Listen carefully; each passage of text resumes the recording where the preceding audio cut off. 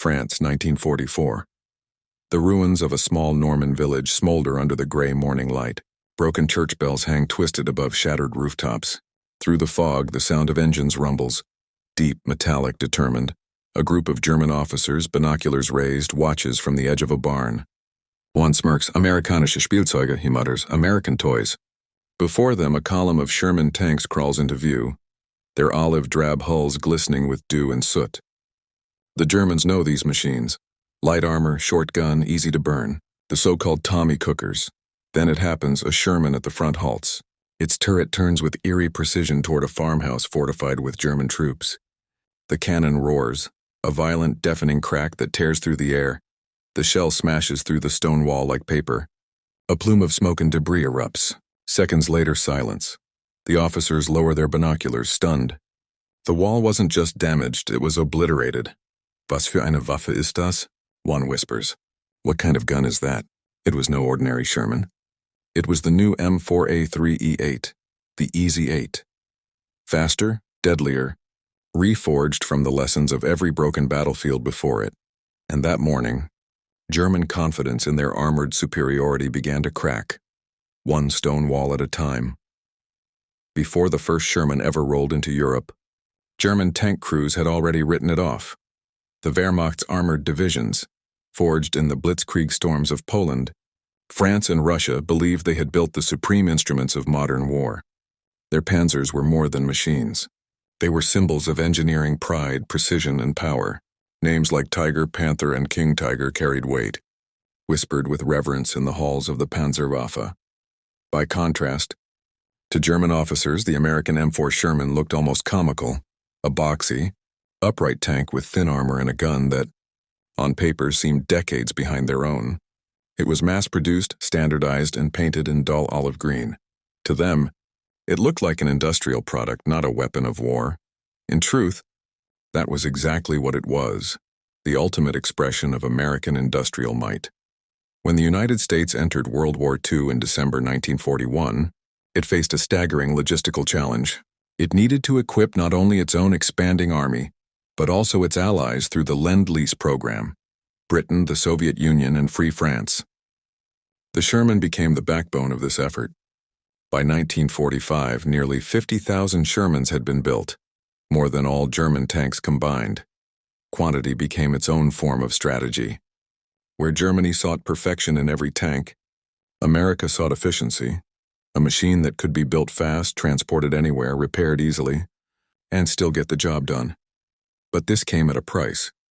The early Shermans, particularly those in North Africa and Italy, suffered brutally under German fire. Their 75mm gun struggled to penetrate the thick armor of Panzer V's and Panthers, while German 88mm cannons could destroy a Sherman from over a mile away. Worse, the Sherman's high-profile silhouette made it easy to spot, and its gasoline engine had a tendency to ignite when hit, earning it grim nicknames like Ronson, after the lighter brand, and Tommy Cooker. To German crews, the Sherman was a joke, a target to burn, not a threat to fear, and yet, behind the laughter, something deeper was happening. The Allies were learning, in fact. Every battlefield defeat became a lesson. American engineers collected field reports from Normandy to Tunisia, from tankers who had survived the firestorms. They studied why their tanks burned, why shells bounced, and where armor failed. And with each new lesson, the Sherman evolved. By late 1944, as the Allies pushed through France, a new variant began to appear on the front lines, the M4A3E8 Easy 8. It looked similar, but inside it was a different beast. It had a 76mm high-velocity gun, capable of piercing German armor that once seemed invincible. Its HVSS suspension gave smoother movement across mud and rubble. Its Ford V8 engine made it faster and more reliable. Most importantly, it stopped burning so easily. The Germans didn't know this yet. They still viewed the Sherman as the same inferior machine they'd seen in North Africa or Italy. But on the fields of Normandy and the hedgerows of France, the myth of German invulnerability was about to collide with the reality of Allied innovation. The Sherman might not have been the prettiest or most heavily armored tank, but it was smart, adaptable, and everywhere. And when an army of inferior tanks moves faster, learns faster, and outnumbers you 5-1, Even the strongest armor begins to crack. The smell of oil and cordite hung heavy in the air across Europe as 1944 marched on. German confidence was still high, but cracks were forming in their steel empire. Cracks that the Sherman and the men inside it would soon exploit. By early 1944, the tide of war had shifted. The Allies had pushed the Axis out of North Africa, invaded Italy, and were now preparing for the largest amphibious assault in history, Operation Overlord, the invasion of Normandy. But behind the scenes, another war was being fought, not on the battlefield, but in factories, workshops, and proving grounds across America and Britain. It was the war of design, adaptation, and logistics, a race to ensure that when Allied soldiers landed in France, their machines could stand up to the best the Germans had. At the heart of this transformation was the Sherman. General Jacob Devers, head of the armored force, had long argued that American tanks needed better firepower. Reports from the Eastern Front were grim. The Soviet Union's encounters with German Tigers and Panthers had proven how devastating their 80 mm and 75 mm high-velocity guns could be. The U.S. Army could no longer rely on numbers alone. It needed performance. The American Ordnance Department began developing upgrades, thicker armor plates, wet ammunition storage to prevent fires, and a new 76 mm M1 gun, which could finally punch through German armor at medium range. Simultaneously, the tank's mobility was reimagined. Engineers replaced the old vertical spring suspension with the horizontal volute spring suspension, HVSS, giving the new Sherman smoother travel and better traction on rough European terrain. Crews nicknamed it the Easy 8, a nod to both its designation and the comfort it offered in combat. By mid-1944, these new models began rolling off assembly lines in Detroit, Cleveland, and Chicago, cities that had transformed into industrial fortresses. The United States was producing one tank every 30 minutes, supported by a vast ecosystem of parts manufacturers, transporters, and field depots that could repair a damaged Sherman in days. It was an astonishing achievement, not of individual genius, but of collective discipline. And yet, for all its upgrades, the Sherman still wasn't invincible. German tank commanders continued to rely on their tactical superiority, keen eyesight, and experience. In their hands, even a handful of Tigers or Panthers could devastate an advancing column. The Allies knew this, and planned accordingly. On June 6, 1944, D-Day, the first wave of Shermans landed on the beaches of Normandy. Many never made it off the landing craft. German artillery and anti-tank guns tore into them before they could even lower their ramps. Others sank in the surf under heavy fire, but those that survived the crossing began to crawl inland, across hedgerows and villages, fighting yard by yard. They weren't glamorous. They weren't invulnerable, but they were relentless. Each Sherman carried a crew of 5, commander, gunner, loader, driver, and co-driver. They were young, most barely in their 20s, and for them the Sherman wasn't a machine. It was a home. They painted names on the sides: Lucky Lady, Hell's Fury, Cleveland Express. Inside the steel shell, they shared cigarettes, letters from home, and prayers whispered under their breath before every advance. As the weeks passed, those young crews began to notice something the Germans didn't expect. The new Shermans could fight back. In the bocage fields of Normandy, the Easy 8's 76 mm gun began knocking out Panthers from ambush positions. The improved suspension allowed it to maneuver quickly over rough ground, popping out from behind hedgerows, firing, then retreating before the German guns could respond. And unlike the heavy Tigers, the Sherman rarely broke down. It could move farther, faster, and be repaired in the field. For every German tank destroyed, the Allies could replace 3. It was no longer just a battle of armor thickness or gun caliber. It was a battle of endurance, industrial, mechanical, and psychological. By late summer, the Germans were realizing a grim truth. No matter how advanced their machines, they were fighting a nation that could outbuild and outlast them. The laughter that once echoed in their ranks at the sight of toy tanks was fading, and soon, when they watched a Sherman blast through stone walls with ease, they would understand. This wasn't the same enemy that had landed on the beaches. This was an army that had learned, adapted, and returned with vengeance forged in steel.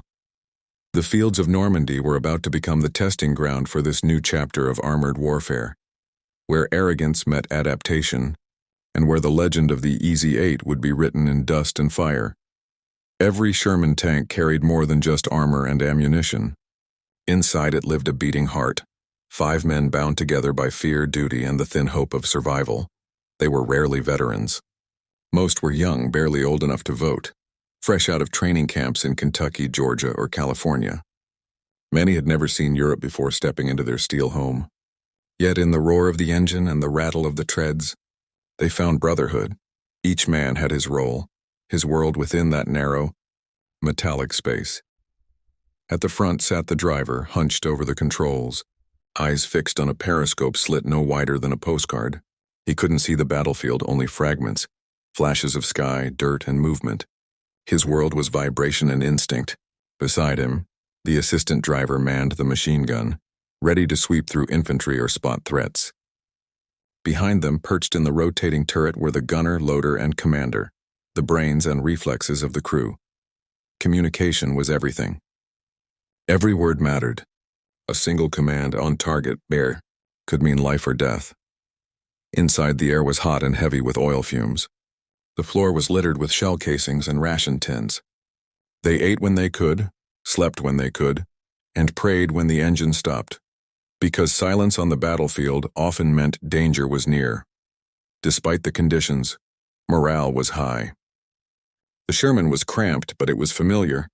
Crews called it home. Its systems were simple enough that a trained soldier could fix most problems with basic tools and spare parts. Unlike the German Tigers, which required complex maintenance and frequent repairs, the Sherman was a soldier's tank, forgiving, reliable, and loyal in its own way. In letters home, many tankers spoke of their machines as companions. Private Harold Kuhn of the 3rd Armored Division once wrote, "She's ugly, loud, and smells like burnt oil, but she's ours. If she makes it through, maybe we will too." That bond mattered. It turned fear into focus. When shells screamed overhead or ricocheted off armor plates, crews trusted their Sherman, and each other. But courage inside a tank didn't erase the horror outside it. In Normandy, hedgerows and narrow lanes turned combat into a deadly maze. German anti-tank teams armed with Panzerfausts lurked behind every wall, every bush. The first hit was often fatal. Flames could fill the tank in seconds, giving the crew only moments to escape. Many didn't. Survivors learned to recognize the smell of burning gasoline mixed with paint and cordite, the smell of death in a tank battle. It was something that stayed with them for the rest of their lives. Yet even under that terror, the American tankers kept fighting. They weren't driven by revenge or ideology. Most didn't even hate the Germans personally. They fought for the man next to them, for the letters in their pockets, for the hope of seeing home again, and they adapted. Crews began modifying their tanks in the field, adding sandbags, spare tracks, and even cement to their hulls for extra protection. Some painted names or pin-up art for luck. Others welded logs to the sides to help cross muddy terrain. The Sherman became as individual as the men inside it, a living extension of their will to survive. For many, the first moment they saw a German Tiger up close was unforgettable. The size, the noise, the armors, it looked unbeatable. But the tankers learned that no machine, however mighty, was perfect. A Tiger could break down after a few miles. It could be ambushed. It could be outflanked. Sherman crews learned to fight smart, using mobility and teamwork instead of brute force. They called in artillery or air support, used smoke for cover, and struck from multiple angles. A single Sherman couldn't take down a Tiger alone, but 5 working together often could, and that's what made them dangerous. The human element, that mix of fear, courage, and creativity, turned the Sherman from an underdog into a weapon of adaptation. The Germans laughed at its simplicity. They didn't understand that in war, simple often means survivable. When the Easy 8 arrived with its new gun, better suspension, and stronger armor, the crews felt it immediately. It was smoother, faster, deadlier. It gave them confidence in the sense that finally, they could stand toe-to-toe with the best the enemy had. As one American commander said after the breakout from Normandy, "We stopped running from their tanks. Now, they run from ours." That shift, from fear to confidence, it was more than a technical evolution. It was psychological. The same crews who once dreaded facing German armor now hunted it. The spirit inside the steel had changed. By the summer of 1944, the Allied advance through Normandy had slowed to a crawl. Every hedgerow was a fortress, every lane a trap. The Germans, experienced and disciplined, used the terrain to perfection. Their tanks, Panthers, Tigers, and Stooges, sat hidden behind earthen mounds, firing from ambush before disappearing again. At first, the Sherman seemed outmatched. Its armor could be pierced easily. Its gun, even the newer 76 mm, struggled at long range. But American commanders soon realized that tank warfare in Europe wasn't about one-on-one duels, and it was about coordination. That realization changed everything. The U.S. Army began developing new tactics, built around the Sherman's strengths, speed, maneuverability, and communication.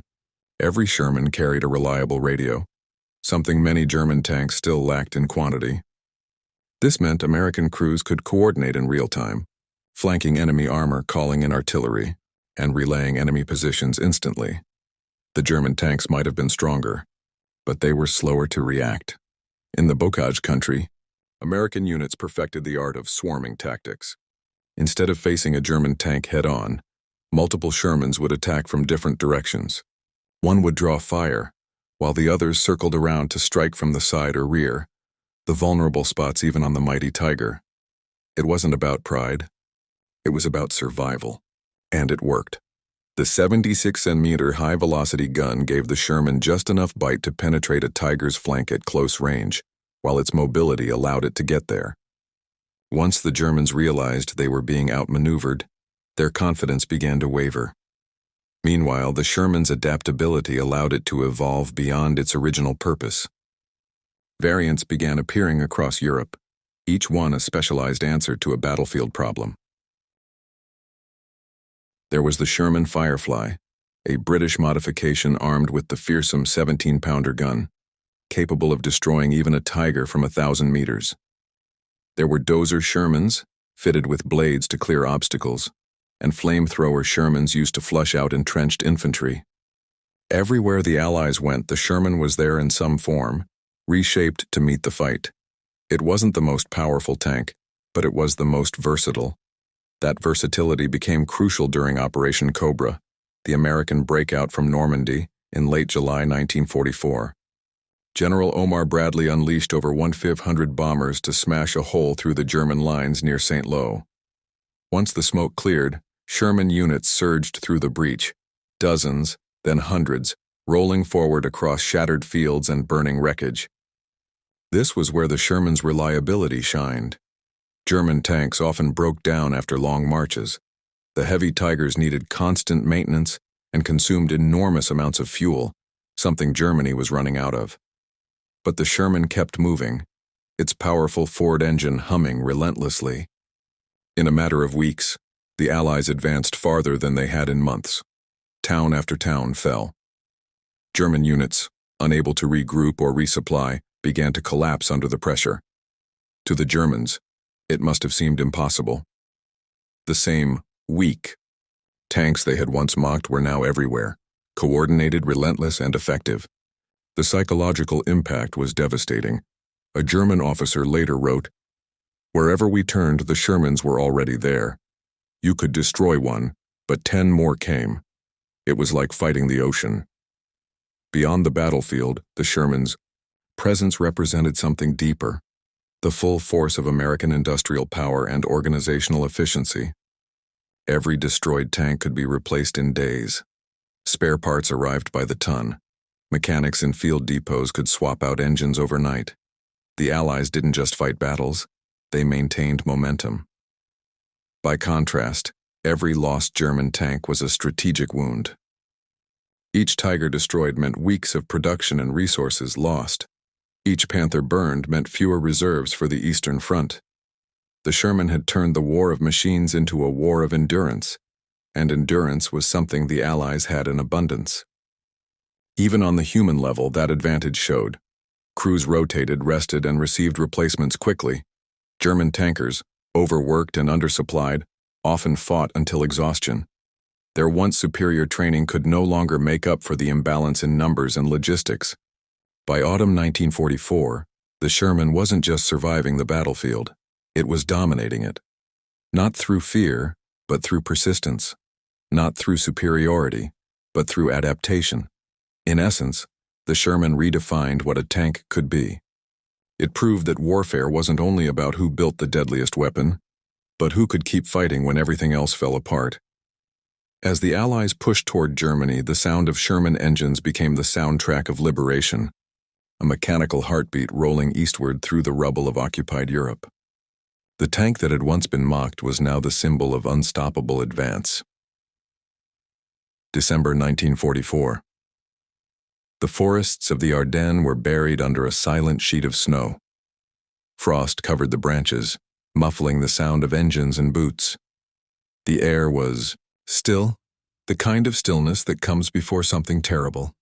The Allies believed the Germans were broken, retreating, finished.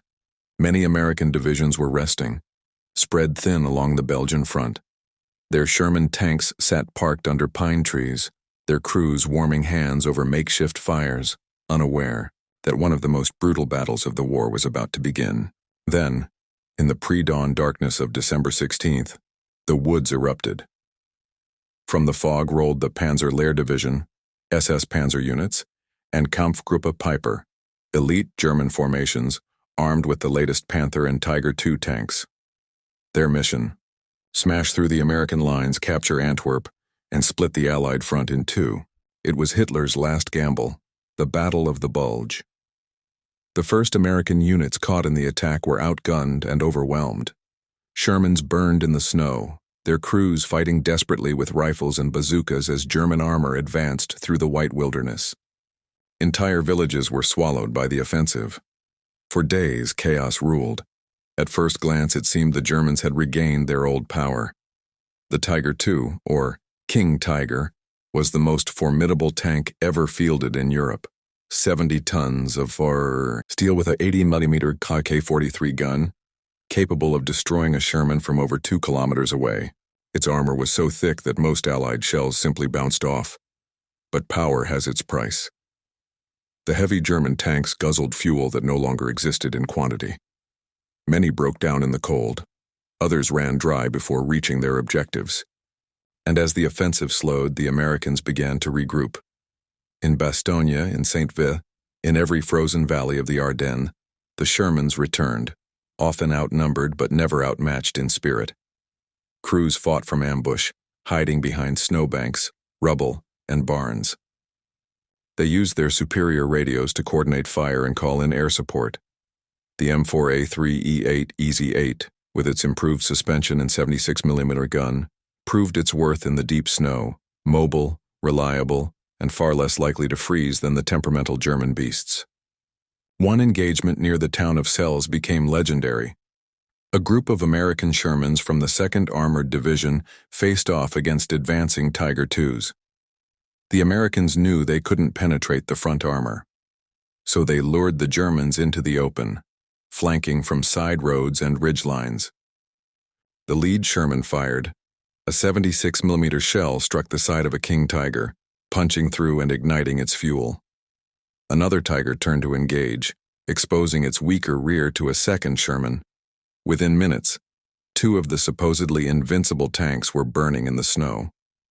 Witnesses recalled the flames glowing orange against the white landscape, a haunting sight that shattered the illusion of German invulnerability once again. But victory came at a terrible cost.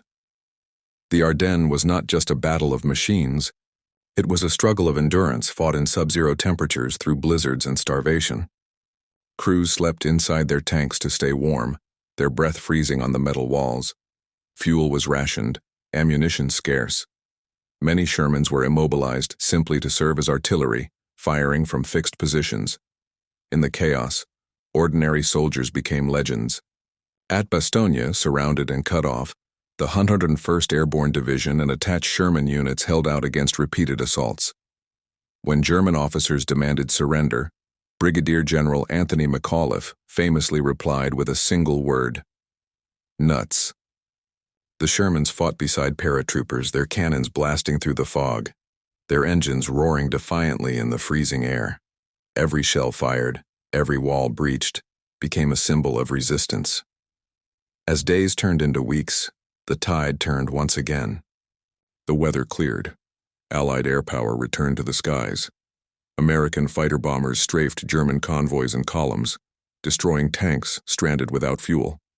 Shermans pushed forward, counterattacking across the same snowy roads that had once seen retreat.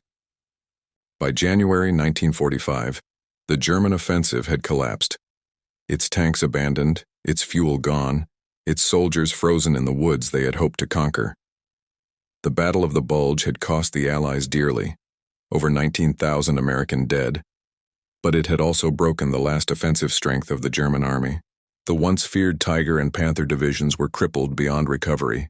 In their place, the Sherman stood as a symbol of resilience. It had endured defeat, evolved through adversity, and triumphed through persistence. In the silence that followed, American tankers walked among the smoking hulks of Tiger tanks, touching the cold steel that had terrified them for years. They weren't laughing, but they understood something profound. The war had turned. The laughter of German officers, once echoing across the fields of France, had been silenced by the sound of Shermans firing through stone and snow alike. The Ardennes had proven that no weapon, no armor, no reputation could outlast determination and adaptation. But the war still had one final chapter, the push into Germany itself, where the Shermans would roll through the gates of the Reich and see the end of a world they'd fought so hard to destroy. The fog that hung over the German lines began to lift by mid-afternoon, revealing the full scale of their undoing. Panzer IVs lay smoldering, their crews scattered in the mud. The once defiant officers who had mocked the Shermans' power were now sending frantic radio calls. Their calm, clipped German replaced by the sharp edge of fear. At the center of the counterattack near Avranches, American artillery coordinated with the 2nd Armored Division to devastating effect. Within minutes, an entire stretch of German armor was disabled. Sherman 75s and 76 moved in disciplined columns, pivoting on command, their turrets scanning like watchful predators. The coordination between infantry and tank crews, something the Wehrmacht had once prided itself on, was now an American hallmark. Sergeant Joseph McCarthy of the 4th Armored Division described it later. "We used to joke that if you hit a German tank, you'd better move quick, because 10 seconds later their whole company would answer back. But now we hit one and they vanished. They weren't the hunters anymore." Across France, from Caen to Chartres, the same story unfolded. German tankers found that their supposed superiority had evaporated. The M4 Sherman, mass-produced, modified, and multiplied, had become a storm of steel that couldn't be stopped by arrogance or outdated tactics. The British Firefly, equipped with the 17-pounder, became the Allied counter to the Panther and Tiger threat. German officers had laughed at the thin American armor, but they weren't laughing when those long-barreled guns punched through a Tiger's front plate at 800 yards. Allied cooperation meant that intelligence, ammunition, and tactics evolved daily. Every skirmish taught a lesson, and the lessons stacked up faster than the Germans could adapt. By late August 1944, the Falaise Pocket sealed the fate of the German 7th Army. Nearly 50,000 troops were encircled. Shermans formed the moving walls of the trap, their treads churning up earth that would become a grave for hundreds of abandoned vehicles. What remained of German pride lay in twisted metal and blackened wrecks, littering the French countryside. When captured German tank officers were brought into POW camps, their disbelief continued. They studied American tanks up close, the engines, the repair systems, the modular construction. What they had once dismissed as crude was now recognized as genius. Each Sherman could be repaired in hours, not days. A lost tank didn't mean a lost crew or a lost advance. It meant another Sherman rolled in behind it. Colonel Heinrich von Westernhagen, a veteran panzer commander, wrote in his debrief notes, "Their tanks were not superior by design but by purpose. Every part of the machine was built to be replaced, every weakness compensated by number and coordination." We laughed at their simplicity. We should have feared it. By autumn, as Allied forces pushed toward the German border, the legend of the weak Sherman had begun to fade even among its critics. In towns like Aachen, American armor fought through streets that German engineers had fortified with stone, steel, and desperation. The Shermans didn't retreat. They bulldozed, blasted, and burned their way forward. Each stone wall that shattered under a Sherman's gunfire was more than a tactical victory. It was symbolic. The laughter that had once echoed in German briefings had turned to silence. By December 1944, even during the Battle of the Bulge, the last German offensive on the Western Front, the Shermans held their own. Against King Tigers, against blizzards, against dwindling fuel supplies, they kept fighting. What had once been dismissed as inferior American armor had proven its worth through resilience, logistics, and adaptability. When a captured German major was questioned at Bastogne about his opinion of American armor, his reply was quiet, almost respectful. "We underestimated your machines. But even more, we underestimated the men inside them." That acknowledgement, simple and solemn, carried the weight of a war's worth of arrogance undone. And as the snow fell over the Ardennes that winter, the American tank crews didn't laugh in return. They just loaded another round, checked their engines, and waited for the next order to advance, toward the Rhine, toward victory, toward the end of the empire that once mocked them. The fire through stone had changed everything. The laughter had died on the wind. And with it, so had the myth of German invincibility. The smoke would clear.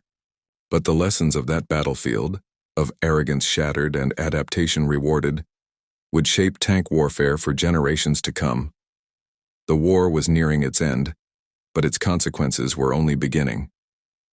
The aftermath would show just how deeply this turning point had reshaped both armies, and how it would redefine the balance of power for the rest of the century.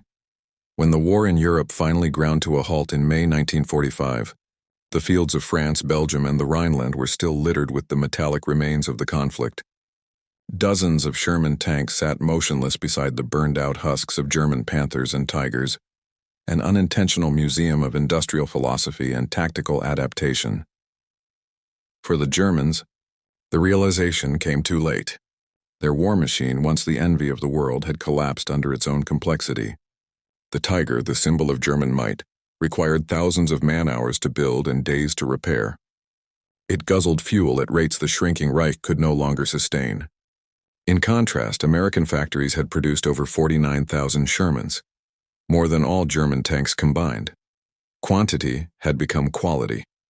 In every captured German diary, in every interrogation transcript, a recurring phrase appeared: "Endlos Panzer," endless tanks, the enemy that would not stop coming. Captured officers who had once mocked the M4 now studied it with reluctant admiration. Its reliability, its ability to traverse rough terrain, and the speed with which it could be replaced had proven decisive. The Sherman was not a masterpiece. It was a machine built for victory through endurance. American engineers at Aberdeen Proving Ground later examined dozens of captured German vehicles.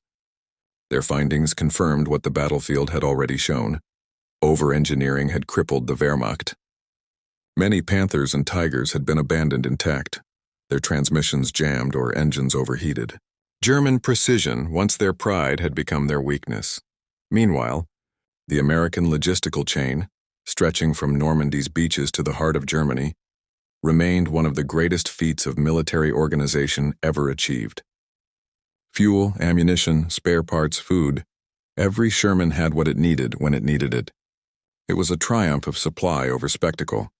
Even within the Allied ranks, perceptions shifted. British officers, who had initially viewed American tanks as expendable tools, began to respect their effectiveness in combined arms warfare.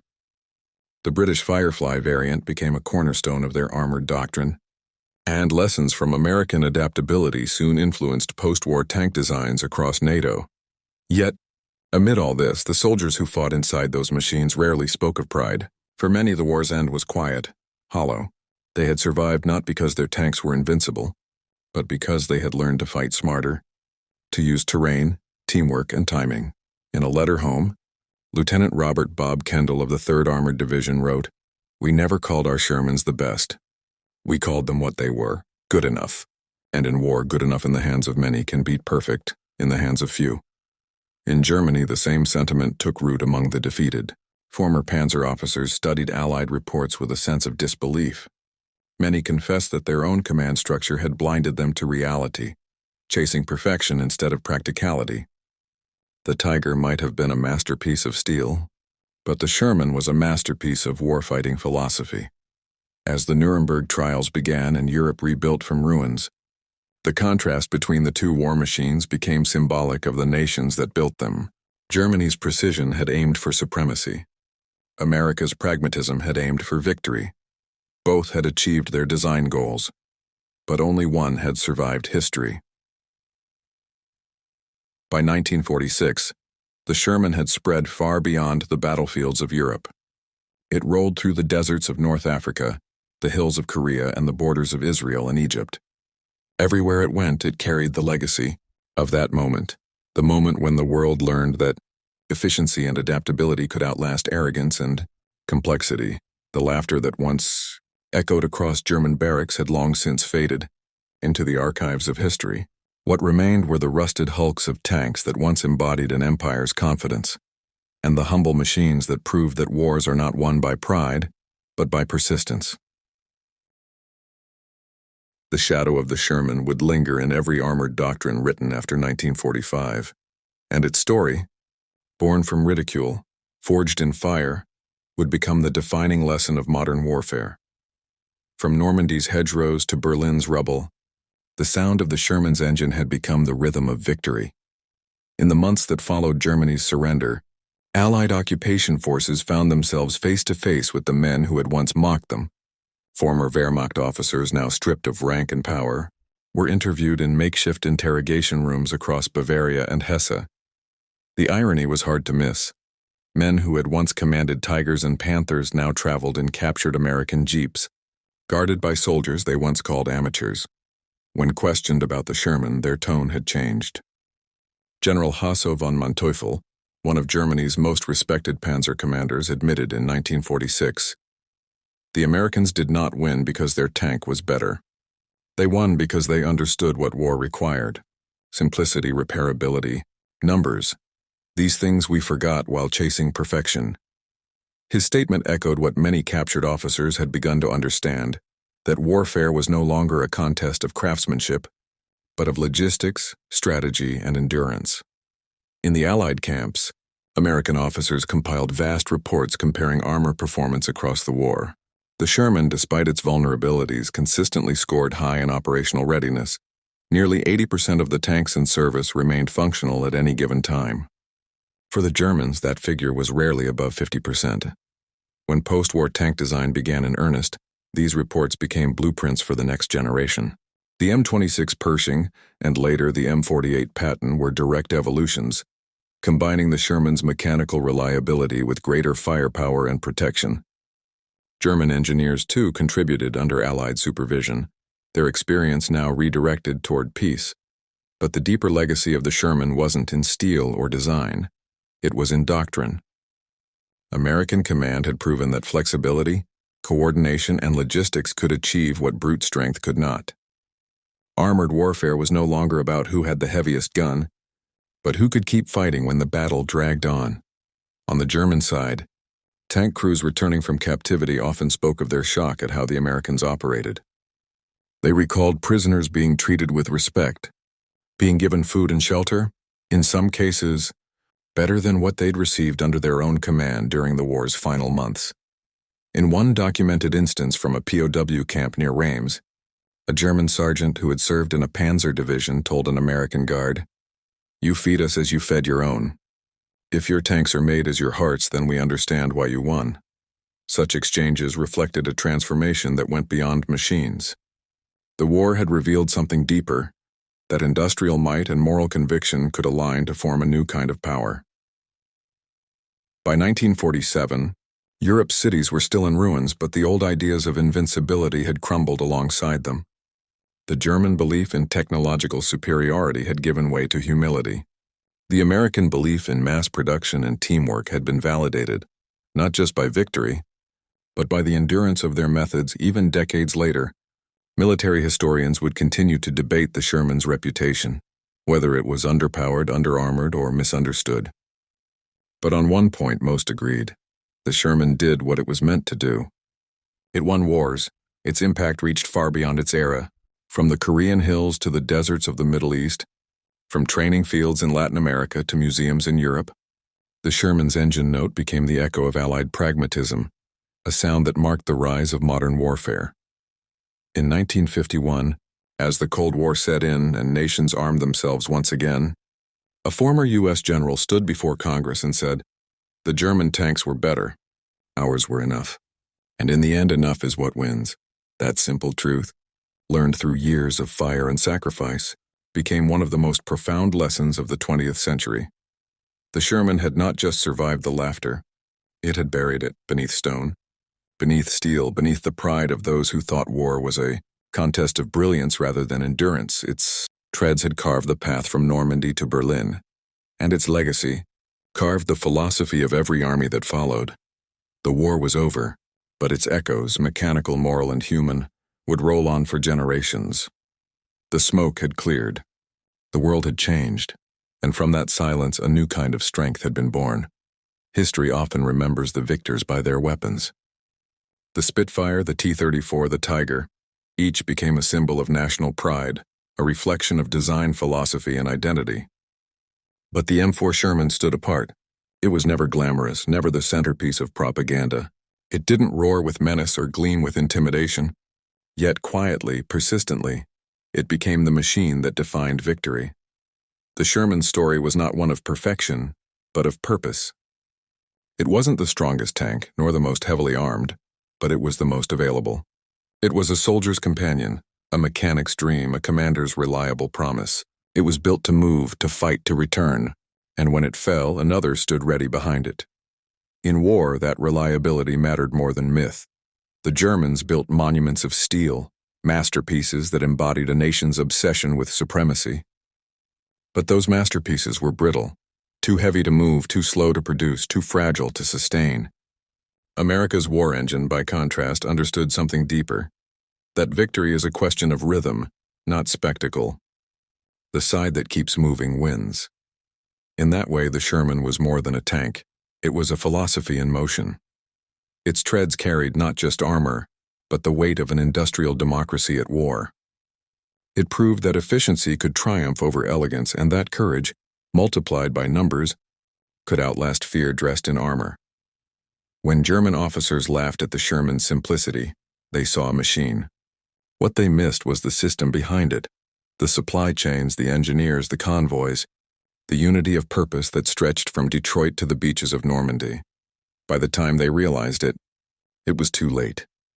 In the shattered landscapes of Europe, among the ruins of cities and the ashes of pride, the Sherman rolled on, a humble, relentless symbol of endurance. It wasn't perfect. It was enough. And that was all history ever needed. The laughter had turned to silence, the arrogance to understanding. And from that silence a truth remained, that wars are not won by brilliance alone, but by the quiet strength to keep going when others cannot. That was the legacy of the Sherman. That was the moment the laughter ended,